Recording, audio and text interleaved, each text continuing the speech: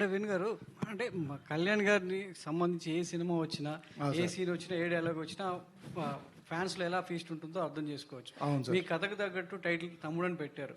So title justification ఫ్యాన్స్ని ఎంతవరకు feast చేయబోతుంది? Justification న్యాయం జరుగుతుందంట.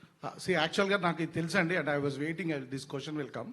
చాలా మంది ఏంటంటే తమ్ముడు అంటే ఆనెస్ట్గా చెప్పాలంటే కొంత అడిగేశారు, ఏంటి సార్ ఓన్లీ మీరు నితిన్ కళ్యాణ్ ఫ్యాన్ కాబట్టి మీరు చేశారు కాబట్టి పెట్టుకున్నారా అని అన్నారండి.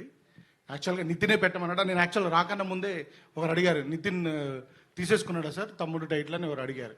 యాక్చువల్గా తమ్ముడు టైటిల్కి నితిన్ గారికి సంబంధమే లేదండి. నేను కథ రాసుకున్నప్పుడే తమ్ముడు అనే టైటిల్ చెప్పాను.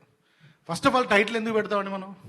అది వెరీ ఈజీగా అందరికీ రీచబుల్ అయ్యేలాగా, నోటబుల్ అయ్యేలాగానే పెడతాం. లేదా ఒక స్ట్రైకింగ్గా ఒక అటెన్షన్ గ్రాబింగ్ లాగా పెట్టాలనుకుంటారు. నేనైతే ఎప్పుడు టైటిల్ సింపుల్గా ఉండాలనుకుంటాను, వెరీ కల్లుకియల్గా మామూలుగా ఉండాలనుకుంటాను. ఒక్కొక్కరి ప్రకారం నేనేమనుకుంటే సింపుల్గా ఉండాలనుకున్నాను.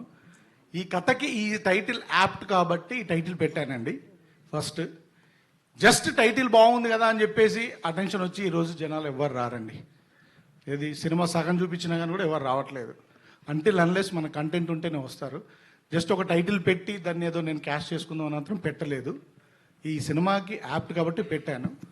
ప్లస్ అదర్వైజ్ ఫ్యాన్ సైడ్ కూడా యాజ్ ఎ కళ్యాణ్ గారి ఫ్యాన్, నేను కళ్యాణ్ గారి ఫ్యాన్, నితిన్ గారు కళ్యాణ్ గారి ఫ్యాన్, రాజు గారు కూడా కళ్యాణ్ గారి ఫ్యానే.